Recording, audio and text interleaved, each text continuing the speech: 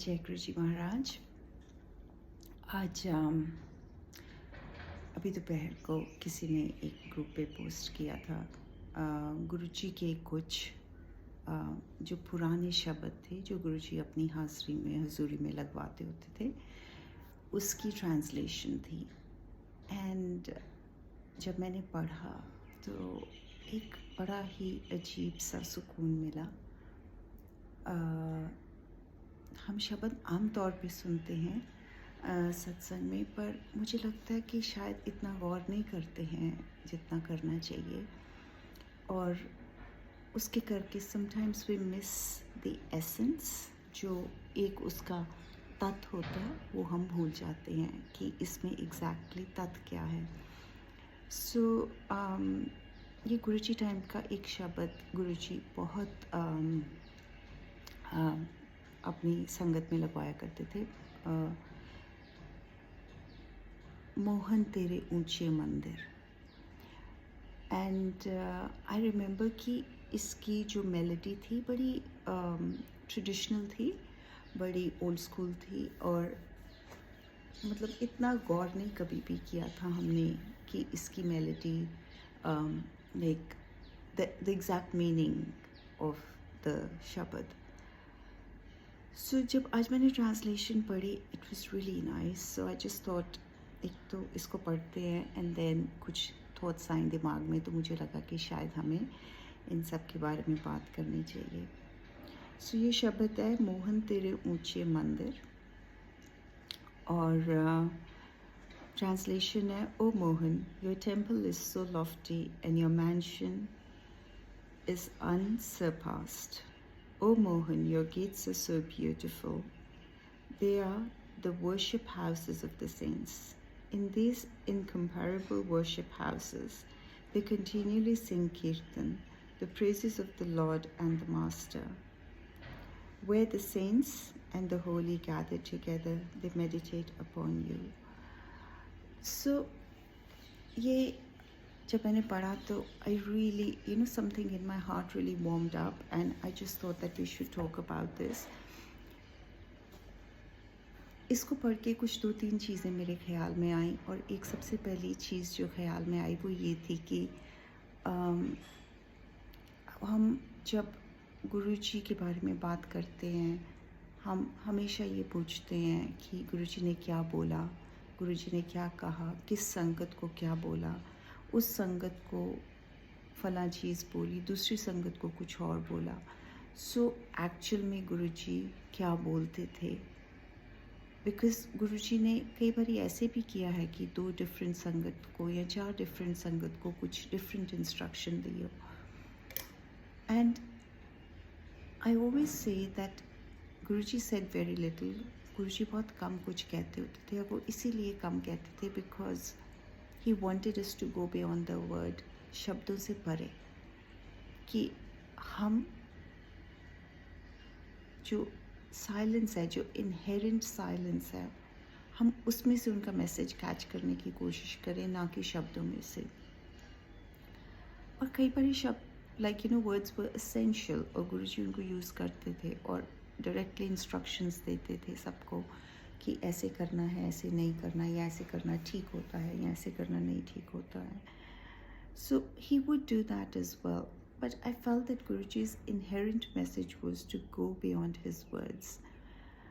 फिर जब आज मैंने ये ट्रांसलेशन पढ़ी, उसके बाद एक बहुत ही अच्छी थॉट दिमाग में आई, और वो ये थी कि गुरुजी ने अपनी प्रेजेंस में जो जो शब्द हमें सुनवाए, that was not only a teaching for us in the present moment, but वो एक ऐसी knowledge और ऐसी instruction थी that will stay with us not only for this lifetime, but will stay with the generations to come as well. कि हमारे साथ इस लाइफ टाइम में तो रहेगी, पर generations to come में भी रहेगी। So I just feel that because Guruji said so little, और गुरुजी इतने शब्द सुनवाया करते थे, इतनी गुरबानी सुनवाया करते थे, ये हमारा फ़र्ज़ है कि अगर हम गुरुजी डेवोटी हैं तो हम हर वो शब्द सुने जो गुरुजी ने अपनी प्रेजेंस में सुनवाया। और जैसे ही मैंने अभी ये ट्रांसलेशन पढ़ी तो मुझे ये ट्रांसलेशन पढ़ के लगा, wow, he made me here this hundreds of times in his presence. So what was he trying to tell me? हम आम तौर पे ये कहते हैं कि गुरुजी हमारे सवालों के जवाब देते हैं कि ठीक है, तुम्हारी ये इच्छा पूरी होगी कि नहीं होगी, बट गुरुजी ने हमें लाइफ इंस्ट्रक्शंस दी हुई हैं थ्रू दीज शब्द्स। सो जैसे ही मैंने आज ये मीनिंग पढ़े, मुझे ये लगा कि इसीलिए गुरुजी कहते थे कि शब्द सुनो, because they were instructions for life. अब अगर इस शब्द को का मतलब समझा जाए तो उसमें कहते हैं, O Mohan, your temples are so lofty and your mansion is unsurpassed. O Mohan, your gates are so beautiful. They are the worship houses of the saints. Guruji basically हमें बता रहे थे that what is his mansion like, जिसको हम उस time पे नहीं समझ सके, कि जो उनकी मैंशंस हैं वो किस तरह के हैं, उनका टेम्पल किस तरह का है जहाँ पे हम बैठ के उनके दर्शन कर रहे हैं। So you know, he would say so much through the shabads, but we only took them as कि हाँ, हमारे सवालों के जवाब हैं, हम गुरुजी के पास ये सवाल लेके आए हैं तो ये जवाब हमें मिल गया कि आपकी इच्छा पूरी होगी कि नहीं होगी, that is it. But these our life instructions. जो शब्द कुर्बानी है इसमें लाइफ इंस्ट्रक्शंस हैं, और ये जो लाइफ इंस्ट्रक्शंस हैं, हम इसके जितने डीपर लेयर्स में निकलते जाएंगे उतना हमें ये ज़िंदगी जीने का ढंग आता जाएगा, और हमें गुरुजी की समझ, लाइक गुरुजी वुड से कि मेरी समझ, गुरुजी की समझ, that what did he really want from us. And this whole thing just occurred to me today that this is what he wanted from us, that don't go by कि मैं क्या कह रहा हूँ उसके साथ मत जाओ, इस चीज़ के साथ जाओ कि मैं तुम्हें बैठ के वहाँ पे जो 2-2.5 घंटे सुनवाता हूँ उसमें तुम्हें कौन सी लाइफ इंस्ट्रक्शंस पास कर रहा हूँ। What did he want to say about who he is, कि वो गुरुजी खुद क्या हैं और उनकी रिलेशनशिप हमारे साथ क्या है। So there are lots of channels जहाँ पे गुरुजी के पुराने शब्द जौन से उस टाइम में चलते होते थे, in the same melody by the same ragi, वो लोगों ने किए हुए हैं, अपने प्लेलिस्ट बनाए हुए हैं, and it will be very nice that we can go there and just hear them in the same melody by the same ragi.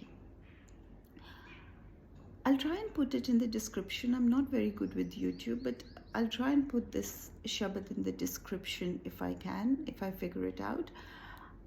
But this really came to me so strongly, and you know, I realized one thing, कि जब हम गुरुजी को समझने की कोशिश करते हैं, जब हम गुरुजी से आंसर्स मांगने की कोशिश करते हैं, जब हम गुरुजी से लाइफ इंस्ट्रक्शंस मांगने की कोशिश करते हैं, हम अपनी लाइफ में इतना ड्रामा क्रिएट कर लेते हैं कि हम गुरुजी का एसेंस को एक्सपीरियंस करने की क्षमता से बहुत दूर चले जाते हैं, बिकॉज वी कॉन्स्टेंटली, हम सिर्फ एक सवाल का जवाब ढूंढ रहे होते हैं, बट एक्चुअली कितना कुछ जो हमें और कहा जा रहा होता है हम मिस कर जाते हैं।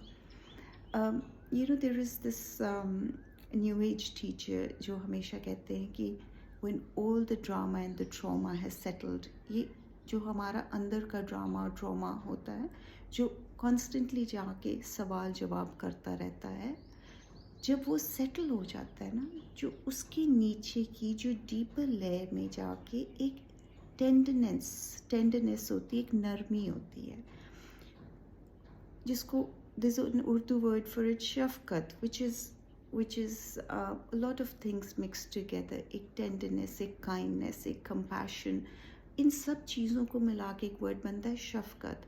सो when all of the drama and the trauma settles. गुरुजी ने क्या बोला, गुरुजी क्या कहते हैं, गुरुजी ने कैसे कब क्या कहा, गुरुजी ने इस चीज़ का जवाब दिया कि नहीं दिया, फला आंटी को ये कहा, फला आंटी को वो कहा. Once we settle down कि गुरुजी ने ओम दिखाया या गुरुजी ने, उसके सबके नीचे जो वो टेंडरनेस है, वो एक्सपीरियंस तभी होएगी जब हम ये बाहर का ड्रामा और ट्रॉमा और क्वेश्चंस और just the need to know more, कि हम और जाने और जाने और जाने, जब हम उस स्टेट ऑफ साइलेंस में चले जाएंगे जो बहुत डीप है, हमें गुरुजी एक you will feel Guruji as a presence. एक बहुत डीप इनहेरेंट, उसको क्या कहते हैं, what is the word for presence, but एक बहुत डीप अंडरस्टैंडिंग आएगी गुरुजी की कि this is who Guruji is. और उसको हम लफ्ज़ों से नहीं एक्सप्लेन कर सकेंगे, वो लफ्ज़ों से परे होती है, वो जो inner experience of Guruji's presence जो इन सवालों से परे है, जो डीपर है. That is what the true essence of being with Guruji is. So that is one thing I wanted to talk about. And the second thing that I really wanted to talk about was,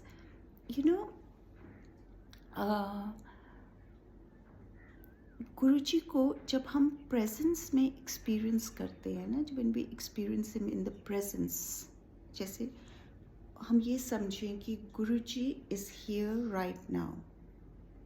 जब हम गुरुजी को उस presence में experience करते हैं, at that point of time he is really present.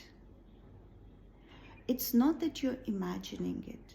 It's only how keen you are to have the real experience of him. कुछ दिन पहले मैं एक पढ़ रही थी, किसी का एक्सपीरियंस पढ़ रही थी, और उन्होंने बहुत अच्छा बोला. वो कहते कि वो अपने गुरु की प्रेजेंस को ढूंढ रहे थे बहुत देर से, और वो ढूंढते ढूंढते काफ़ी दिनों से बड़े बेताब हो गए. And he was literally like a mad man. And he says कि एक दिन वो खड़े हुए थे और एक लेडी आई जो बिल्कुल अनपढ़ लेडी, वो आई, उन्होंने अपने ऊपर एक शॉल लिया हुआ था और वो बाबा के तख्त के सामने जाके उन्होंने माथा टेका. एंड जैसे ही उन्होंने माथा टेका, वो सेल्फ रियलाइज हो गई, उनको एनलाइटनमेंट मिल गई. So the point over here is this, that Maharaj is forever present. It's how real we want to make him.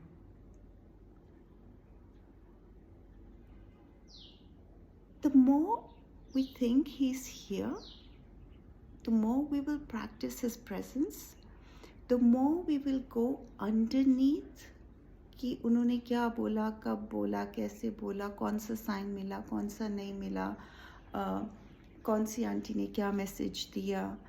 जब हम इन सब चीज़ों से परे चले जाएंगे या हम इन सब चीज़ों से डीपर चले जाएंगे, उनकी प्रेजेंस को एक्सपीरियंस करना शुरू कर देंगे, then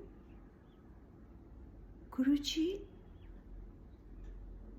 will be there. We are missing the presence. हम उनकी हाज़िरी को इस करके मिस कर रहे हैं, हम उनकी हाज़िरी को इस करके नहीं फील कर सकते हैं, बिकॉज हम इतना सवाल जवाब में we are locked into that hole, we are in that cage, जहाँ पे हम सिर्फ सवाल जवाब में रह गए हैं कि आप हो, आप नहीं हो, आप साइन दे रहे हो, आप नहीं दे रहे हो, आपकी ये बात समझ आई है, ये नहीं आई है, आपने इस चीज़ के बारे में क्या बोला है, इस चीज़ के बारे में क्या नहीं बोला.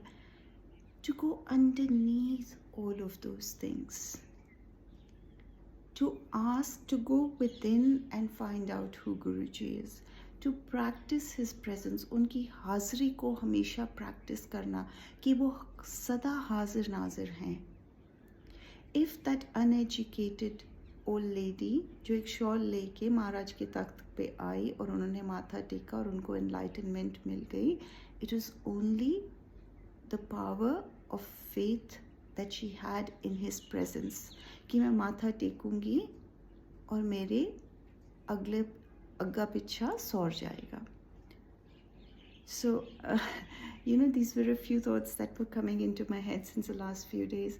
And because there were so many podcasts on the internet in the last couple of days, तो मुझे लग रहा था that I should put together my thoughts on a piece of paper. Because when they come, जब कोई भी thought आती है, it's always good to document it, because sometimes they're so precious कि खुद के लिए lesson होता है.